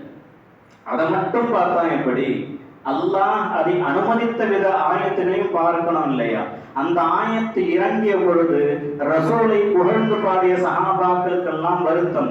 அப்ப நாமெல்லாம் வழிகேடர்கள் தானோ என்று நபியினிடத்தில் தன்னுடைய வருத்தத்தை தெரிவிக்கும் பொழுது அடுத்த ஆயத்தை அல்லாஹ் தஆலா இறக்கி வைக்கின்றான். இல்லல்லதீன ஆமனூ வ அமிலுஸ் ஸாலிஹாத், ஈமான் கொண்டு நல்லமல்கள் செய்து ரசூலை புகழக்கூடியவர்களோ, அல்லாஹ்வை புகழக்கூடியவர்களோ, இஸ்லாத்திற்கு எதிராக வாசை பாடக்கூடியவர்கள், எதிர்த்து கவிதை படிக்கக்கூடியவர்களோ இந்த பட்டியலில் வரமாட்டார்கள் என்று அங்கீகாரம் கொடுத்தது அல்லாஹ். ரசூலுல்லாஹ் ஸல்லல்லாஹு அலைஹி வஸல்லம் உஹது போர்க்களத்தில் காயம் ஏற்பட்டு ரொம்ப சிரமமா படுத்திருக்கிறாங்க. எதிரிகள் இதுதான் வாய்ப்பு கொண்டு விடலாம் என்று வரும் பொழுது தல்ஹத் இப்னு உபைதுல்லாஹ், உலகத்திலே சோனவாசி என்று சொல்லப்பட்ட 10 நபர்களில் ஒரு சஹாபி, அவர் போய் நிற்கிறார். கையில ஆயுதம் இல்லை, கையால வாள்களையும் அம்புகளையும் எதிர்த்து நிற்கின்றார். அவரை கடைசி நேரத்துல உமர் ரலியல்லாஹு அன்ஹு மற்ற சஹாபாக்கெல்லாம் பார்க்கறாங்க. ஹயாத்தா இருக்கும்போது தான் ஏறத்தாழ 70 காயங்கள் இருந்தது. ரசூலை காப்பதற்காக தன்னை அரணாக நிற்க வைத்தவர். அதை முடிச்சுட்டு வர்றாங்க. ஹஸ்ஸான் இப்னு சாபித் ரலியல்லாஹு அன்ஹு அவர்களை பார்த்து ஸல்லல்லாஹு அலைஹி வஸல்லம் சொல்றாங்க, ஹஸ்ஸான் தொல்ஹத் இப்னு உபைதுல்லா இப்படிப்பட்ட காரியத்தை செஞ்சுட்டு வர்றாரு, அவர் புகழ்ந்து படிப்பா நீ பாடல அப்படின்னு சொன்னான். ரசூலுக்கு தெரியாதா கவிதை கூடுமா கூடாதா என்பது? எதற்காக படிக்க சொன்னார்கள்? எதற்கெடுத்தாலும் அம்மா அல்லம்னாஹு ஷிஅர வமா யம்பகில, நபி ஸல்லல்லாஹு அலைஹி வஸல்லம் அன்னவர்களுக்கு நம்ம கவிதையை கற்றுக் கொடுக்கலாம், உங்களுக்கு தேவையில்லைன்னு அல்லாஹ்வே சொல்லிட்டான், நீங்க ஏன் கவிதை படிக்கணும்? அப்பா ரசூலுக்கு குர்ஆனையே கொடுத்துட்டான், குர்ஆனுக்கு மேல கவிதை இல்லை, அது ரசூலுக்கு தேவையில்லை, ஆனா ரசூலுக்கு புகழ் எங்களுக்கு தேவை. எத்தனை சஹாபாக்கள், ஏறத்தாழ 80 சஹாபாக்களுடைய கவிதை தொகுப்புகளை உங்களுக்கு கொடுக்க முடியும். நபியை புகழ்ந்து பாடிய பாடல்கள் உண்டு. இந்த விவரங்கள்லாம் தஃப்சீரு கஷ்ஷாஃபு, தஃப்சீரு பைதாவி, தஃப்சீரு பஷீர் எல்லாத்திலும் இருக்கு, தஃப்சீர்கள் இருக்கு. இதெல்லாம் ஏன் கண் கொண்டு பார்க்க மாட்டார்களா என்று எனக்கு விளங்கவில்லை. தாராளமாக கவிதை கூடும். நிறைவாக அலா ஹதரத்தினுடைய உஸ்தாத் பட்டியலில் வரக்கூடிய ஒரு மிகப்பெரும் முஹத்திஸ், நம் நாட்டை சேர்ந்த சிந்து என்ற பகுதியை சேர்ந்தவர் இமாம் உபைதுல்லாஹ் சிந்தி ரஹ்மத்துல்லாஹி அலைஹி. ஹதரத் அபூ அய்யூப் அன்சாரி ரலியல்லாஹு அன்ஹு அவருடைய வம்சாவழியில் வந்தவர். இந்த ஊர்ல மிகப்பெரும் முஹத்திஸாக இருந்து பல சேவைகள் செய்து மக்கா மதீனாவுக்கு போய் ரஈசுல் உலமா, அங்க இருக்கக்கூடிய எல்லா ஆலிம்களுக்கும் இவர்தான் தலைவர் அப்படின்ற பதவியில இருந்து வஃபாத் ஆகி இப்ப நீங்க போனாலும் பார்க்கக்கூடிய இடத்துல தான் இருக்கிறாங்க. ஹஜ்ரத் உஸ்மான் கனி ரலியல்லாஹு அன்ஹு பக்கத்தில் அடக்கம் செய்யப்பட்டிருக்கிறார். இமாம் உபைதுல்லாஹ் சிந்தி ரஹ்மத்துல்லாஹி அலைஹி ஒரு அழகான கிதாபு ஹுக்மு இத்ஆமி தஆமி ஃபீ மௌலிதிஹி அலைஹி ஸலாத்து வஸ்ஸலாம், நபி ஸல்லல்லாஹு அலைஹி வஸல்லம் அன்னவர்களுடைய பிறந்த நாளை கொண்டாடும் விதமாக உணவு பங்கிடுவது கூடுமா? கிதாப் பேரே இதுதான். கிதாபில் எழுதுறாங்க, அவர்களுடைய தகப்பனார் சொன்ன தகவலை குறிப்பிட்டு எழுதுகின்றார்கள். ஏறத்தாழ 6 ஆயத்துக்களையும் 27 ஹதீஸுகளையும் முன்வைத்து இது கூடும் என்பதற்கான தரத்தை அவர்கள் நமக்கு விளக்கி கொடுக்கின்றார்கள். அதில் சஹீஹ் இப்னு ஹிப்பான் என்ற ஒரு கிதாபு, ஹதீஸ் கிதாபு, சஹீஹான ஹதீஸுகள் பதிவு செய்யப்பட்ட கிதாப். அதில் ரசூல் சொன்ன ஒரு நிகழ்வை குறிப்பிடுகின்றார்கள். பனு இஸ்ராயேலில் ஒருவர் இருந்தார். ஏறத்தாழ 60 வருடம் கண் இமைக்கும் நேரம் கூட அல்லாஹ்விற்கு மாறு செய்யாமல் இபாதத் செய்தவர். அதற்கென்று ஒரு பால்கனியை ட்ரே ஹவுஸ்ன்னு சொல்றாங்க, அது போல கட்டி தொழுதுட்டு இருந்தவர். 60 வருஷம் வரைக்கும் கீழே கூட இறங்கினதில்லை. சரி ஒரு நாள் இறங்கி போலான்னு நினைக்கிறார். மழையெல்லாம் பொழிந்து பசுமையாக இருக்கின்றது. இதை பார்த்து அல்லாஹ் ஷுக்ர் செய்யறதா இபாதத்து தானேன்னு போனாரு. ஒரு பெண்ணின் மீது பார்வை படுகின்றது. அந்த பெண்ணும் இவரிடத்துல பேசல, இவரும் அந்த பெண்ணிடத்துல பேசல. ஆனாலும் ஷைத்தான் விடுவானா? இருவரும் ஜினா செய்து விட்டார்கள். ஜினா செய்த பிறகுதான் தன்னுடைய இபாதத்தெல்லாம் அழித்து விட்டோமே, எப்பேற்பட்ட காரியத்தை செஞ்சுட்டோமே என்ற அந்த வருத்தத்துல ஆத்துக்கு போய் குளிக்கலாம் போறார். கையில 2 அல்லது 1 ரொட்டி துண்டு, ஒரு ரொட்டி இருந்தது. குளிக்கலான்னு போகும்போது ஒரு யாசகர் வந்து ஏதாச்சும் சாப்பிட கொடுங்களேன் அப்படின்னு இஷாரா செஞ்சாங்க, எடுத்துக்கப்பா அப்படின்ட்டு. சொன்ன மாத்திரத்துல ரூஹ் கைப்பற்றப்படுகின்றது, மௌத்தா போயிட்டாரு. அல்லாஹ் தஆலா அவருடைய அமல்களை நிறுத்துகின்றான். ஸல்லல்லாஹு அலைஹி வஸல்லம் சொன்னது, ஒரு பக்கம் அவர் செய்த 60 வருட நன்மைகள் உண்டு, மறுபக்கம் அவர் செய்த ஜினா உண்டு. ஜினாவுடைய தட்டு கனத்து விட்டது, நன்மைகள் எல்லாம் பாழாகி விட்டது. அடுத்த கணமே அல்லாஹ் தஆலா கடைசி நேரத்தில் அவர் செய்த அந்த உணவு சதகாவை நன்மையின் தட்டில் வைத்ததும் மிக அதிகமாக கனம் உள்ளதாக மாறி அவரை பிழைக்க வைத்தது. உணவு கொடுக்கிறது அவ்வளவு சிறப்பு இருக்கு. இந்த ஹதீஸை எல்லாம் கொண்டு வந்து இமாம் அபைதுல்லா சிந்தி ரஹ்மத்துல்லாஹி அலைஹி ஆலா ஹஜ்ரத்துடைய உஸ்தாத்மாருடைய வரிசையில் வரக்கூடியவர்கள் கூறுகின்றார்கள், என்னுடைய தகப்பனார் ஒரு கிதாப் எழுதியிருந்தாரு, அநேகமா அது மௌலிதின் நபின்ற பேருன்னு நினைக்கிறேன், எங்க அத்தாவுக்கு அந்த பேர் தெரியாதுன்னு சொல்லிட்டு விஷயத்தை சொல்றாங்க. யஹூதி ஒரு முஸ்லிம் வீட்டு பக்கத்துல இருக்கிற கணவன் மனைவி, அந்த முஸ்லிம் வருடந்தோறும் மீனாது வந்து விட்டால் தன்னால் என்ற அளவுக்கு விமரிசையாக மக்களுக்கெல்லாம் விருந்து உபசரிப்பு செய்வது வழமை. அந்த யஹூதி பெண்மணி தன்னுடைய கணவரிடத்துல கேட்கிறாங்க, என்ன இவரு இப்படியெல்லாம் செலவு செய்யறாரு, இப்படியெல்லாம் சிரமத்தை எடுத்துக்கிறாரு? அந்த கணவர் கூறினார், அவர்களுடைய தலைவர் ரசூலுல்லாஹி ஸல்லல்லாஹு அலைஹி வஸல்லம் பிறந்த மாதம் இது, அதனால தான் அவர் இப்படியெல்லாம் செய்யறாரு. சொன்ன மாத்திரம் அந்த பெண்மணிக்கு அல்லாஹ் தஆலா ஹிதாயத்தை நாடி இருந்தான். உள்ளத்துல ஒரு ஆசை வந்தது, அந்த பெருமகனாரை பார்த்தா எவ்வளவு நல்லா இருக்கும். நைட்டு படுக்கிறாங்க, முஸ்லிம் அல்ல, ரசூலை எதிர்த்தவர்கள், முஸ்லிம்களுக்கு எதிராக இருக்கக்கூடியவர்கள். அந்த யஹூதி பெண்மணி கனவு காண்கின்றார்கள், நட்சத்திரங்களை போன்று படைசூழ ரசூல் ஸல்லல்லாஹு அலைஹி வஸல்லம் அந்த முஸ்லிமுடைய வீட்டுக்கு வருகை தருகின்றார்கள். அதை பார்த்து அந்த கூட்டத்தில் அந்த சஹாபாக்களில் இருந்த ஒரு நபரை அழைத்து, யார் இவர், எதற்காக இந்த வீட்டிற்கு சென்றீர்கள் கேட்கும் பொழுது, இவர்தான் எங்களுடைய தலைவர் சையதுல் அரபுல் அஜம் ரசூலுல்லாஹி ஸல்லல்லாஹு அலைஹி வஸல்லம், அன்னவர்களை கண்ணியப்படுத்தியதன் காரணமாக அவரை கண்ணியப்படுத்த நபியே வந்திருக்கின்றார் என்று. நான் பார்க்கலாமா, நான் பேசலாமா, என்னிடத்தில் பேசுவார்களா என்ற கேள்வியெல்லாம் முன்வைத்த அந்த பெண்ணிடம், ஏன் பார்க்க கூடாது, ஏன் பேசக்கூடாது, எங்களுடைய தலைவர் கொடுங்கோலர் அல்ல, பெருமை கொள்ளக்கூடியவர் அல்ல, தாராளமா போய் பேசு, போய் யா முஹம்மத் அப்படின்ற வார்த்தையை மட்டும் தான் சொன்னாங்க. ரசூலுல்லாஹி ஸல்லல்லாஹு அலைஹி வஸல்லம் யா அமத்தல்லாஹ், அல்லாஹ்வுடைய அடிமை நல்லா இருக்கேன்ற மாதிரியான வார்த்தை கேட்ட உடனே பூரித்து போன அந்த பெண், நான் உங்கள் எதிரி சமூகத்தை சேர்ந்தவன், எனக்கா இவ்வளவு மரியாதை கொடுக்கின்றீர்கள் என்று சொல்லும் போது ஸல்லல்லாஹு அலைஹி வஸல்லம் குறிப்பிட்டார்கள், அல்லாஹ் உனக்கு ஹிதாயத்தை மட்டும் நாடவில்லை என்றால் உன்னுடைய சலாமுக்கோ உன்னுடைய அழைப்புக்கோ நான் பதில் தந்திருக்க மாட்டேன், அல்லாஹ் நாடிவிட்டால் நான் பதில் தருகின்றேன் என்று சொல்லும் பொழுது அந்த பெண்மணி புகழ்கின்றார்கள், யார் ரசூலுல்லாஹ், உங்களை போன்ற நற்பண்பாளர் யாருமே கிடையாது, அப்படிப்பட்ட உங்களுடைய வழிமுறை நிராகரிப்பவன் ஒரு மனிதனே கிடையாது, அவன் ஈடேற்றம் பெறவே முடியாது, உங்களுடைய கையை நீட்டுங்கள் என்று இஸ்லாத்தை ஏற்கின்றார். அப்பவே மனசுல தோணிடுச்சு, காலையில எந்திரிச்ச உடனே நம்ம கிட்ட இருக்கிறதெல்லாம் நம்ம சதக்கா செய்யணும் நபியின் பெயர்ல அப்படின்னு. காலையில எந்திரிக்கிறாங்க, ரெடி பண்ணலாம் போய் பார்த்தா இவருக்கு முன்னாடி, இந்த பெண்ணுக்கு முன்னாடி அவருடைய கணவர் பெரும் திரளான விருந்துகளை தன் கையால் சமைத்துக் கொண்டிருக்கின்றார். அவருடைய முகத்துல ஒரு பெரிய பேரொளி தெரிகின்றது. என்ன விசேஷம், என்ன நடக்குது இங்க? ஒன்னும் இல்ல, நீ யாருடைய கையில் இஸ்லாத்தை ஏற்றாயோ அந்த சுப செய்தியை வெளிப்படுத்தும் விதமாக இந்த காரியத்தை நான் செய்கின்றேன் என்று சொல்ல, எனக்கும் ரசூலுக்கும் தெரிந்த ரகசியம் உனக்கு எப்படி தெரியும் என்று கேட்க அந்த கணவர் சொன்னார், அம்மா உனக்கு பின்னாடி நானும் இருந்து நானும் இஸ்லாத்தை ஏற்றுக்கிட்டேன்.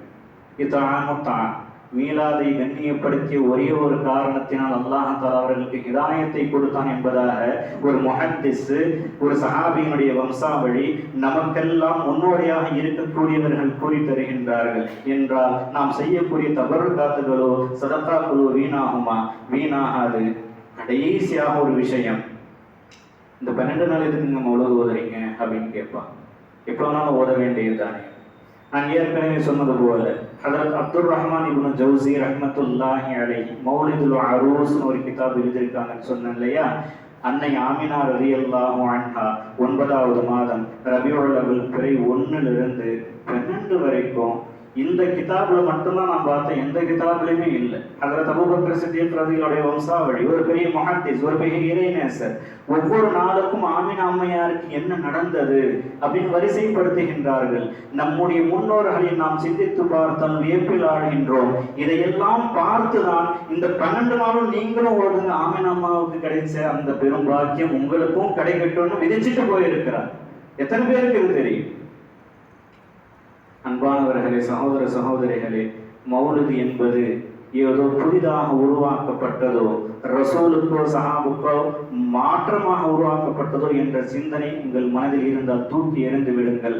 இந்த மௌலிது உங்களை உயர்த்தக்கூடியது, இந்த மௌலிது உங்களுடைய கொள்கையை சீராக்கக்கூடியது, இந்த மௌலிது உங்களை சுவனம் வரை சென்று சேர்க்கக்கூடியது, இந்த மௌலிது அல்லாஹ்வுடைய பொருத்தத்தை பெற்றுத்தரக்கூடியது, ஹாத்திமாவை ஹுஸ்னுல் ஹாத்திமாவாக ஆக்கக்கூடியது என்பதை சொல்லி என்னுடைய உரையை நிறைவு செய்கின்றேன். அல்லாஹ் தாலா கேட்டதின்படி நம்முடைய உள்ளத்தில் மாற்றங்களை ஏற்படுத்தி உண்மையான இஹ்லாஸோடு மௌலிதை ஓதக்கூடிய நன்மக்களாக ஆக்கி இந்த வழிமாறுகள் வழியில் சிறந்த மக்களாக நாமும் ஆகுவதற்கு தௌஃபீக் செய்வானாக. ஆமீன். வாஹிரு தஅவானா அனில் ஹம்துலில்லாஹி ரப்பில் ஆலமீன். அஸ்ஸலாமு அலைக்கும் வரஹ்மத்துல்லாஹி வபரகாத்துஹு.